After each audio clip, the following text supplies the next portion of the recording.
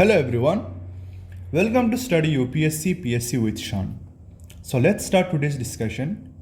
Which of the following countries forms part of famous Golden Crescent and Golden Triangle?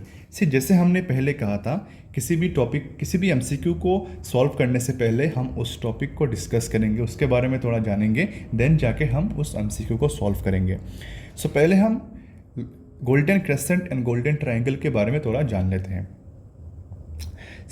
Golden crescent and golden triangle दुनिया के दो principal area को कहा जाता है जहां इलीगल ओपियम प्रोडक्शन होता है. ओके, सो गोल्डन क्रेसेंट ये है गोल्डन क्रेसेंट एंड ये है golden triangle, right. So golden crescent includes कौन कौन से countries? Iran, Afghanistan and Pakistan. So इसे हम एक ट्रिक से याद रख सकते हैं, जैसे पाई, PAI. ओके, ये जो मैथ्स का पाई है ऐसे आप याद रख सकते हैं, जैसे P for Pakistan, F for Afghanistan, I for Iran. And ये है golden triangle. It includes Thailand, Vietnam, Laos and Myanmar. And इसे हम ऐसे याद रख सकते हैं, MTV लाओस. जैसे इंडिया के एक टीवी चैनल है MTV इंडिया, तो ऐसे आप याद रख सकते हैं MTV Laos, M for Myanmar, T for Thailand, V for Vietnam और लाओस. ये रहा हमारा प्यारा सा भारत. एंड भारत के वेस्ट में है गोल्डन क्रेसेंट एंड ईस्ट में है गोल्डन ट्रायंगल. सो इसलिए इंडिया के अंदर ड्रग्स के मैनेज बहुत ज़्यादा बढ़ रहा है. ओके, एंड गवर्नमेंट बहुत से स्टेप्स ले रही है इसको कंट्रोल करने के लिए, specially in north eastern region में, जहाँ पर इस रीजन क्या है, माउंटेनियस रीजन है, हार्श टेरेन है, डेंस फॉरेस्ट है. यहाँ पर बहुत ईजीली चीज़ों को यहाँ से यहाँ पर लाया जाता है. तो गवर्नमेंट बहुत से स्टेप्स लिया है. एक तो है बॉर्डर फेंसिंग करना. तो अब हम क्या करेंगे, उस एमसीक्यू को सॉल्व करेंगे, क्योंकि हमने golden crescent and golden triangle के बारे में पूरा पढ़ लिया है. Iran, yes, Iran is a part of golden crescent. Iraq, इसे रहने देते. फिर है Pakistan, yes, Pakistan is also part of golden crescent. Myanmar, it's a part of golden triangle. लेकिन हमने इराक को नहीं पढ़ा है, क्योंकि ये नहीं है नीदर गोल्डन क्रेसेंट का पार्ट, नाइदर गोल्डन ट्रायंगल का part. So it's a wrong statement. How many of the above mention countries are correct? तो option C, only 3 is the correct statement. Now let's move to next question. Consider the following statement. Bhabar is a narrow belt ranging between 8 to 10 kilometre. पहले हम बाबर के बारे में थोड़ा पढ़ लेंगे and फिर जाके इसको सॉल्व करेंगे. North plain in India can be divided into 3 major zones. कौन कौन से? Bhabar, Terai and alluvial plain. And alluvial plain को आप फर्दर डिवाइड कर सकते हैं, जैसे बांगर एंड कादर. ओके, ये रहा हिमालयन माउंटेन. ये है आउटर हिमालय जो है शिवालिक, एंड ये है शिवालिक का फुट हिल्स. ओके, एंड इस फुट हिल्स के ये जो नैरो बेल्ट है 8 to 10 किलोमीटर का, इसे ही हम कहते हैं बाबर. एंड नेक्स्ट है और एक रीजन और एक बेल्ट जिसे हम कहते हैं टेराई बेल्ट. इसका है 10 to 12 किलोमीटर विथ है इसका. ओके, सो बाबर में क्या पाए जाते हैं? Big boulders, right, heavy rocks. क्यों?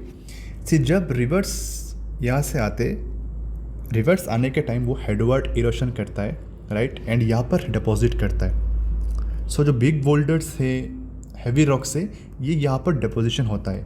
एंड ओवर द टाइम्स क्या होता है, ये रिवर एक टाइम में जब बाबर रीजन में आता है तो यहाँ पर आने के बाद रिवर डिसअपियर हो जाता है. क्यों? क्योंकि यहाँ पर पोरोसिटी बहुत ज़्यादा होते हैं, राइट. एंड फिर क्या होता है, ये रिवर तेराई रीजन में फिर से री एमर्ज होते हैं. एंड इसलिए तेराई रीजन में क्या है, बहुत इट क्वाइट स्वाम्पी एंड मार्श, ये वेट रहता है. एंड इसलिए क्या है, इसको एग्रीकल्चर के लिए बहुत सूटेबल रीजन माना जाता है. इसमें थिक फॉरेस्ट भी पाए जाते हैं. ओके, एंड तराई में क्या है, फाइन एलुवियम भी पाए जाते हैं. ओके, एंड बाबर जो रीजन है, it is not suitable for agriculture. तो इस डायग्राम से हमें ये पता चला कि जो तेराई रीजन है, it is located south of Bhabar. Okay, ये है तेराई, ये है Bhabar, and Terai is located south of Bhabar. Now let's solve the question. Babar is a narrow belt ranging between 8 to 10 kilometers parallel to Shivalik foothills. Yes. At the breakup of the slope, ये रहा Shivalik and ये रहा Bhabar. Bhabar lies to the south of Terai region, no it's wrong statement. जैसे हमने पढ़ा Terai lies to the south of Bhabar region. Okay, now which of the statement given above is are correct? 1, 2, both 1 and 2? No, 2 is a wrong statement, so only 1 is the correct answer. 1 only is the correct answer. See, ये है हिमालय, ये है Babar, big boulders आप देख रहे हैं, big rocks. ये है तेराई रीजन, यहाँ पर एग्रीकल्चर के लिए सूटेबल है, ग्रीन वेजिटेशन भी है, देख सकते हैं आप। एंड ये रहा बांगर एंड खद्दर। ये है बांगर को कहते हैं ओल्ड एलुवियल एंड खद्दर को कहते हैं new alluvial. Now let's move to next question. The constitution recognises which of the following tribal languages in the 8th schedule? Bodo, Santhali, Munda, Ho and कुई। से पहले हम 8th शेड्यूल को पढ़ लेंगे, उसको थोड़ा रिवाइज करेंगे एंड देन जाकर हम इस क्वेश्चन को सॉल्व करेंगे। सी 8th शेड्यूल में क्या कहा गया? Language recognized by constitution. So original constitution में कितना लैंग्वेज है? 14 लैंग्वेज एंड प्रेजेंटली कितना है? 22 लैंग्वेज। दैट मीन्स 8 लैंग्वेजेस बाद में ऐड किया गया कॉन्स्टिट्यूशन में। अब कौन कौन से लैंग्वेजेस बाद में ऐड किया गया अब हम देख लेते हैं। BDMS, Bodo, Dogri, Maithili and Santhali. And इसको 92nd अमेंडमेंट एक्ट 2003 के अंडर इसको ऐड किया। देन है KMN, Konkani, Manipuri and Nepali, right. इन 3 को ऐड किया 71st अमेंडमेंट एक्ट 1992 के अंडर। देन ऐड हुआ सिंधी ऐड हुआ 21st अमेंडमेंट एक्ट 1967 के अंदर। ओके, तो ये 8 लैंग्वेजेस ऐड हुआ। फर्स्ट हुआ था सिंधी, देन ये KMN and third Bodo, Dogri, Maithili and Santhali. अभी हम देखेंगे इस MCQ को। The constitution recognises which of the following tribal languages in the 8th schedule? Bodo है, yes.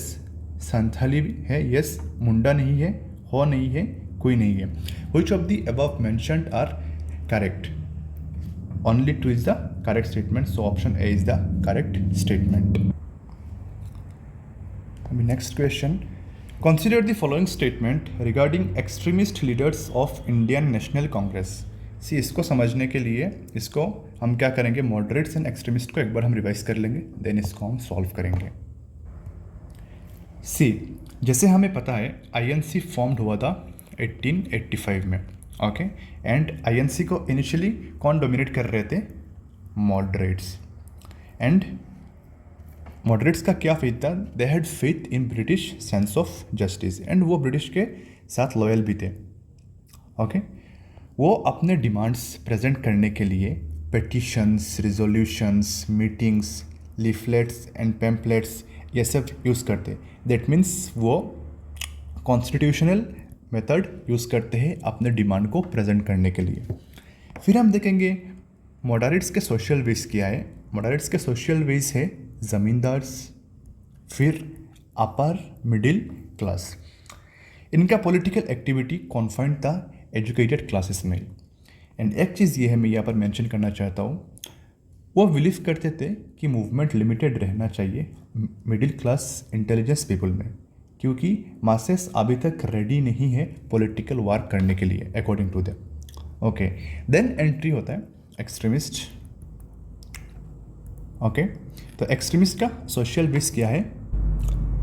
Educated middle class plus lower middle class, ये है एक्सट्रीमिस्ट का सोशल बेस। एक्सट्रीमिस्ट मानते थे कि अगर ब्रिटिश के साथ पॉलिटिकल कनेक्शन रहेगा देन ब्रिटिश और ज़्यादा एक्सप्लॉइट करते रहेगा इंडिया को, एंड वो रैपिड एक्सप्लॉइटेशंस करता जाएगा। सो वो ब्रिटिश के साथ कोई पॉलिटिकल कनेक्शंस करना नहीं चाहते थे। फिर है एक्सट्रीमिस्ट का जो डिमांड प्रेजेंट करते थे या उनका जो ऑब्जेक्टिव्स अचीव करने के लिए वो एक्स्ट्रा कॉन्स्टिट्यूशनल मेथड यूज़ करते, जैसे बॉयकॉट, फॉरेन गुड्स, फिर प्रोटेस्ट करना।